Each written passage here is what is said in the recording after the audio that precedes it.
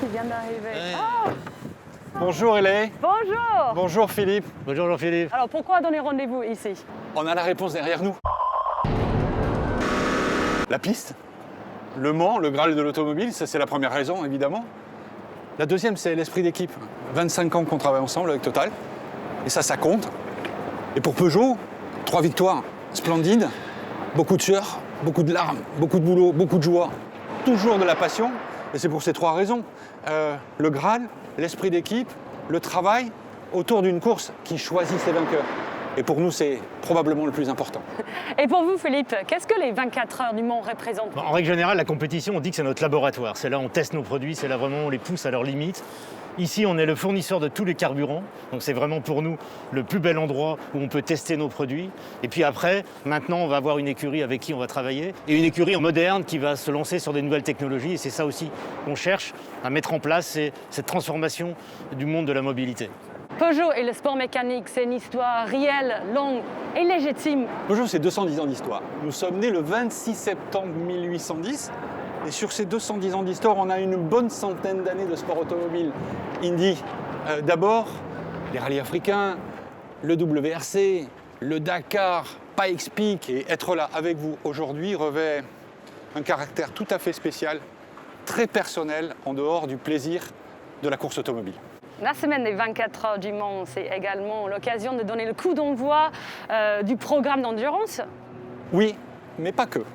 Alors évidemment, on a le programme d'endurance, qui est évidemment pour nous le point central de la semaine. Mais vous noterez qu'il est accompagné par la présentation du premier applicateur d'une ligne complète, 508 Peugeot Sport Engineered, qui soutient complètement l'opération de retour en endurance. C'est-à-dire qu'il ne pouvait pas y avoir de retour en endurance sans une traduction commerciale vie-série avec le plug-in hybride poussé jusqu'à 360 chevaux, 4 roues motrices et des émissions contenues, 46 grammes de CO2. C'est l'alliance entre le plaisir et ce qu'on appelle la néo-performance chez nous, high sensation, low CO2, high performance. Et donc, pour le retour de l'endurance, quelle catégorie est-ce que vous avez choisi? Hypercar, évidemment. Et puis, parce qu'on peut difficilement prétendre à autre chose, LMH. Donc, on va aller se frotter aux plus sérieux concurrents du plateau. On va essayer de faire de notre mieux. Et je peux vous dire que cette simple décision-là assoit toute la motivation de l'équipe, toute la motivation de l'entreprise, toute la motivation de la marque. On est tous derrière eux. Et on va essayer de donner le meilleur, évidemment, dans ce programme. Alors, est-ce que maintenant, on peut parler de la collaboration entre Peugeot et Total? Cette année, on marque les 25 ans de partenariat entre les deux équipes. C'est une véritable complicité parce que finalement, chacun, le constructeur essaye d'aller au maximum et de trouver et de gagner chacune de ces secondes qui font gagner les courses. Et nous, on est là pour contribuer avec des fluides, avec des huiles, avec des produits qui nous permettent de faire cette petite différence. Et c'est ça, et c'est une vraie complicité entre des solutions techniques, des problèmes techniques à résoudre et des solutions qu'on essaye d'apporter ensemble. Quelle est la stratégie de Total concernant l'évolution des énergies et la diversification d'électrification? On doit être avec la société, avec les citoyens, avec les constructeurs automobiles. Donc c'est un travail ensemble sur lequel nous, on doit apporter des solutions. Donc ça veut dire améliorer les carburants, et c'est le carburant Excellium, c'est le carburant dérivé de la compétition. C'est l'électrique, à la fois au niveau des produits pour les véhicules électriques, mais c'est aussi les bornes de recharge que l'on trouve dans les stations-service, mais pas que, dans les villes et chez des clients professionnels. Et on est en train d'équiper des dizaines de milliers de bornes de recharge en Europe. Et on veut vraiment se positionner comme une entreprise multi-énergie. Donc on est là pour accompagner cette transformation. Et aujourd'hui, c'est le comment déjà, on n'est plus dans le « est-ce que la transformation va avoir lieu ?» On est déjà comment on accompagne cette transformation. Jean-Philippe, qu'est-ce que la catégorie LMH et vous en êtes où avec le développement technique? Ellie, je pense que la personne chez Peugeot Sport la mieux placée pour répondre en détail à cette question est notre directeur technique, Olivier Jansoni.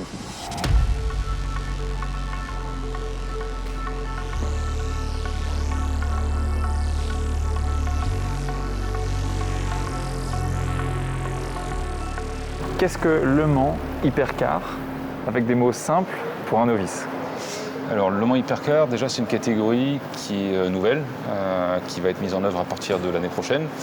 et qui permet de faire cohabiter des véhicules de route homologués pour la route, donc des hypercars de route, avec des prototypes.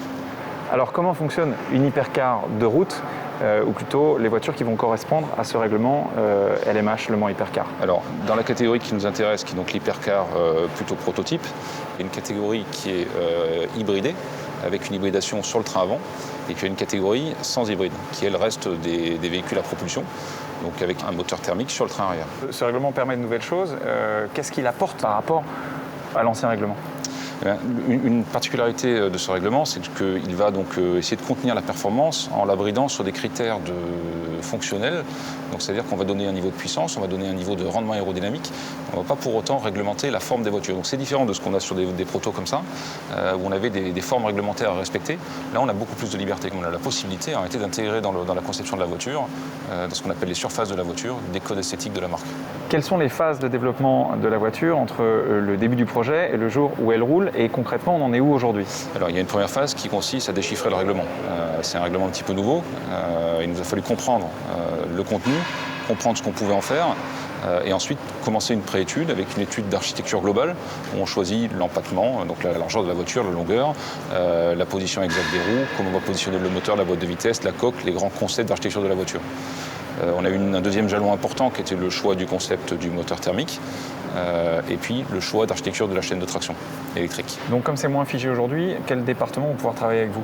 Alors aujourd'hui, outre les départements de Peugeot Sport, je dirais classique, moteur, système et châssis, on travaille également avec le style de la marque Peugeot pour essayer d'intégrer un maximum de code esthétique de la marque dans notre conception.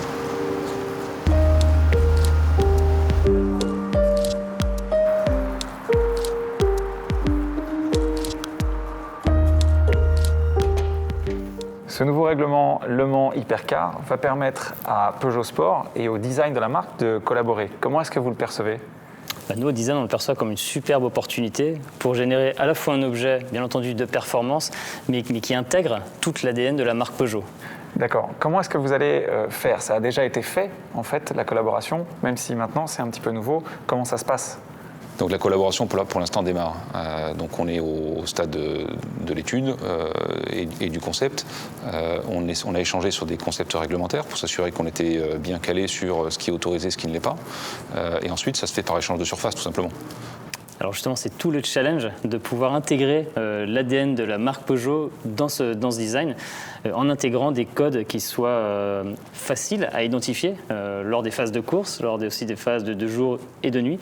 Je pense par exemple aux signatures lumineuses. Donc ça, c'est vraiment des éléments qu'on va essayer de cultiver pour les porter sur cette auto. Est-ce que l'aspect hybride de ce règlement et de la voiture est inspirante pour le design? Alors c'est vrai que la notion d'hybridation, de performance électrifiée nous intéresse en tant que designer. Et d'un point de vue registre formel, langage, chez Peugeot, on cultive déjà sur nos véhicules de série vraiment une recherche autour de l'efficience pour essayer de coller au plus près de la technique. Et c'est bien tout l'enjeu, tout le travail qui est en train de débuter. Alors il y a eu déjà des collaborations par le passé entre le design et Peugeot Sport, notamment à Pikes-Peak, mais il y en a eu d'autres. Qu'est-ce qui est différent cette fois-ci?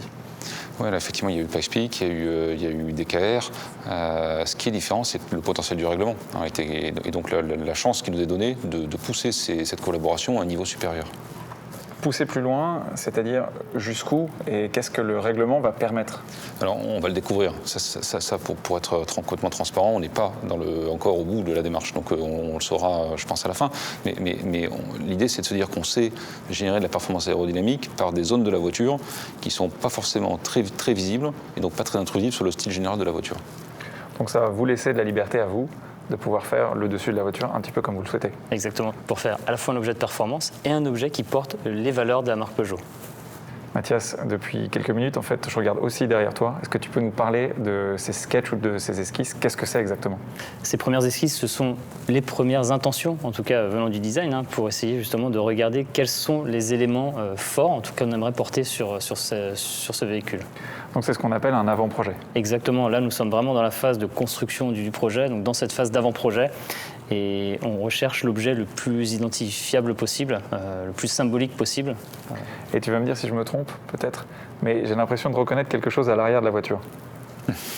Il n'y a pas un petit trait de 905 par là? Il y a des objets qui sont légendaires et voilà, on essaie de retrouver en tout cas des codes qui ont construit l'univers sportif de Peugeot, qu'on essaie d'intégrer aussi dans ce véhicule.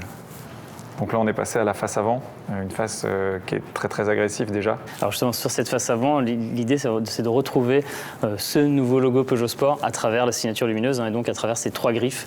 Et c'est vraiment ce symbole qu'on aimerait porter sur ce véhicule. La face arrière, pareil, signature lumineuse. Exactement. La recherche, d'un point de vue design, c'est d'essayer de trouver l'objet le plus iconique possible.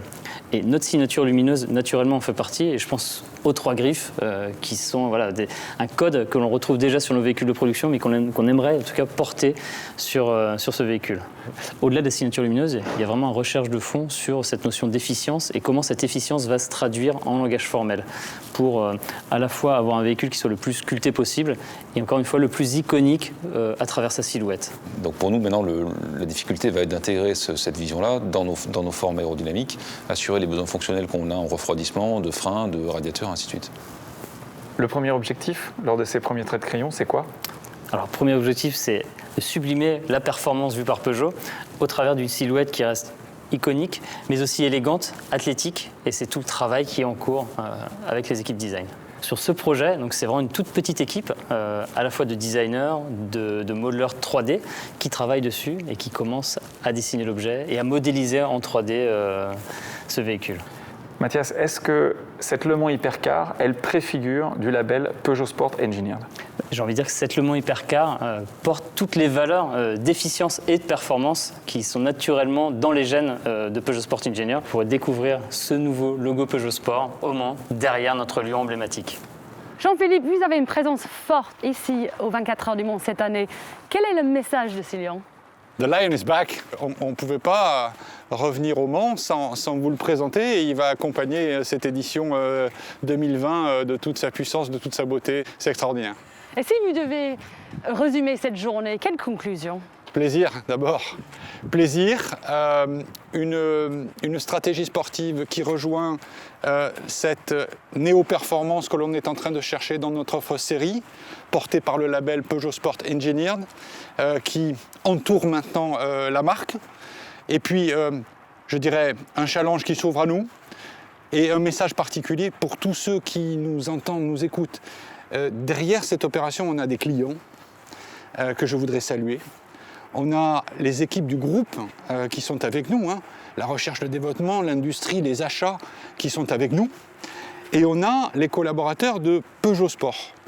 Et ces gens-là, je voudrais leur dire, allez, on est avec vous le Peugeot Sport, on est avec vous l'aventure Peugeot qui nous rappelle notre histoire, on est avec vous l'entreprise et on va se mettre au travail avec humilité mais une très grande détermination, vous nous connaissez.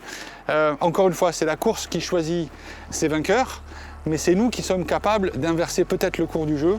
Donc on va s'y mettre et on va s'y mettre ensemble. Voilà.